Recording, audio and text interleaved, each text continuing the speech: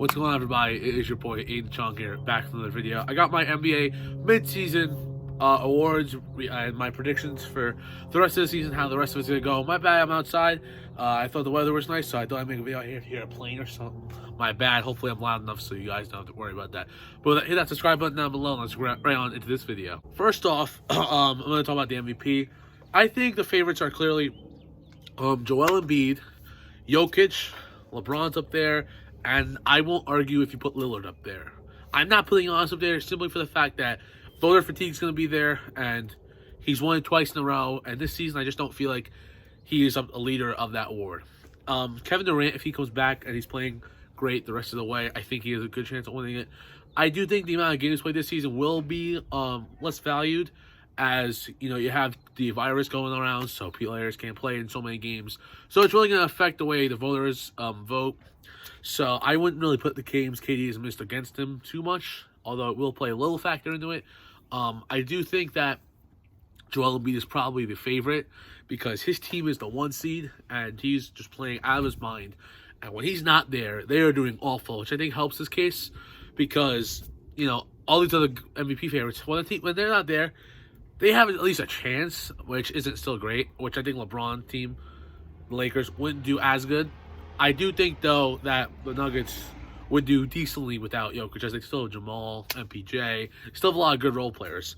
You have a team like the Blazers, which, honestly, if they had CJ and no Dame, I think they'd be just fine. I don't think they'd be able to keep it, but if they had to miss for a game or so, I think they would do just fine and still be able to pick up some W's. And then you have a guy like Jokic, who has improved across the board all around. He's more points. I don't know about the rebounds. Anyways, more assists. The percentages all across the board are going up. I believe he averages about 40-something% from three, which is still pretty damn solid, and it's really great for a big man. So, he's in the race for most improved player, which I don't really think he'll get, because I think he'll go to a player either like Julius Randle or Zach LaVine, who have really made a decently sized good step in their game. Zach LaVine's actually become a really good perimeter defender. I wouldn't say elite, but he's a good perimeter defender, and Julius Randle is starting to put it all together and helping it lead his team to W's, as the New York Knicks are a 4 seed as the time I'm speaking of this video, I believe. I could be very wrong on that, but that's just what I believe is going on. I do think that the MVP race is really damn close, and it could really go in anyone's favor without the rest of the season goes. As long as Anthony Davis comes back healthy and strong, and he helps that Lakers team fill in the spot that they've been missing very badly, I do think LeBron could actually have a really solid chance of pulling this out. He's leading this Lakers team to the 2 or 3 seed without Davis for a long portion of the season, which I think is pretty big. So that definitely deserves a lot more respect than is given. The All-Star game just wrapped up the other day. I know most of y'all probably saw my other videos. If you haven't, team LeBron won the game. He's 4-0 as a GM of the All-Star game. I think that's pretty cool. Giannis didn't miss a shot. Curry and Lillard went off, and that was really about that. The Nets guys on the team, Durant, did their thing. Beal had a lot of points. Other than that, I didn't really see too many other great performances. 6th man of the year, I don't really have any idea who it could be to. One guy he's on my mind is Bruce Brown on the Nets. He's been playing great. Something Campazzo on the Nuggets. I don't remember his name. It might be Frank or something like that. He's playing great this season. I could see him getting that nod. Dennis Schroeder, I don't know. No, he starts, I think. Montrezl Harrell, I don't think he starts. He's definitely deserving of it. There's probably a few other guys I'm missing, but those are the guys on the top of my head. TJ McConnell, I don't believe he starts. He's definitely in that nod as well. And then you have Coach of the Year. That really is up there. I can see that going to the Suns coach, which I don't know who that is. I think it's not Monty Williams, no. I don't remember who the Suns coach is, but their team's been doing pretty good. The Knicks coach, I think he definitely is deserving, at least to be in the conversation. It's Tom Thibodeau. He's been playing, that team's been playing great, and he's playing his players pretty good minutes, which I like. Because, he used to be playing overplay them, but now he's actually playing all of them at a solid rate, which is pretty good. Everyone gets involved in the offense, and all the players are playing good defense, so, it's really good for them. There's definitely other coaches in the race. Doc Rivers definitely should at least get heard, because the Sixers, they've always been towards the top of the East, but they've never been this dominant.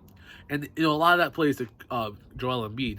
But you got a good amount of credit to freaking Doc Rivers. Whenever he has a team, their centers primarily do pretty damn good. Montrezl Harrell, DeAndre Jordan, Kevin Garnett, I mean, Kevin Durant's already really talented, but Doc Rivers knows how to use big men. Kendrick Perkins was good for Doc. The list goes on and on. He plays pretty big players, pretty solidly, and it shows. There's also teams like the Pacers who are still doing pretty good for the season. Defensive Player of the Year. That's what I was forgetting. Defensive Player of the Year. I'm not really seeing too many big guys who I could really see going after this. Good defenders. I think Kawhi's always up there. Paul George is definitely there as well. Those are some guys I could definitely see winning it. LeBron's been in that conversation this season. He's been playing a lot better defense. I think he has the potential to be a really good defender. Now, will he always be? Probably not, because he always carried a load in offense. But I think LeBron's a very solid defender and is pretty good. There's that. Anthony Davis hasn't played enough games this season, so I really can't put him up there. Joel Embiid, that's who it is. I honestly think Joel Embiid probably will win the award. I was blanking out real quick, but I do believe Joel Embiid will win Defensive Player of the Year. He's just great, and you don't want to go against Joel Embiid. I don't think guys are scared anymore, at least of Kawhi or Paul George, as they would be Joel Embiid, because Joel Embiid can guard the perimeter pretty solidly, and he can guard the paint like no other. So, I think that word definitely, for one sure, 100% goes to him. Rookie of the Year. That's the one other award that we have left. I believe the Rookie of the Year award will probably go to...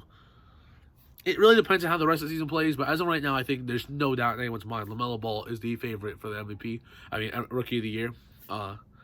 There's just no one else better. His team's getting wins. A lot of that has to come to do with him. A lot of that also has to do with Terry Rozier. Devontae Graham's playing nice. Gordon Hayward's playing great. So, yeah, those other key players in the Hornets. But LaMelo Ball, when he comes to these big-time games, he is stepping up. He was going head-to-head with Devin Booker, and he led that Hornets team to the W against that team, which was pretty cool. So, you also have all these different players. Tyrese Halliburton's in the conversation. Anthony Edwards is for sure in the conversation. James Wiseman, I think he would be if he wasn't getting injured a lot.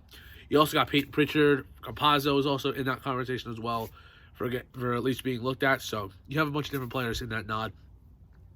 Who do I think will finish as the best team at the end of the season? For the East, I think it'll probably be either the Nets or the Sixers.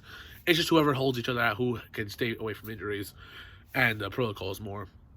In the West, it's either, my opinion, I think it'll go to Phoenix or Utah. I think the Lakers and Clippers will probably lose a handful of games. I think they'll still be a top 4 seeds each respectively. No doubt in my mind about that. I just think it's more so, will they be able to hold on for a 2 or 3 seed, or maybe even get to the 1 seed? It really all depends on how the rest of the season plays. Jazz have lost a few games lately, so it's starting to get a little closer between each of those teams respectively. The Phoenix Suns are the 2 seed right now, so big stuff for them coming. That's all I got for this video. Thank you so much for watching. Hit that subscribe button down below. I hope you guys enjoyed this video. We're outside. If you guys want me to do more videos outside, let me know down below. I'll see you guys in the next one. Peace out.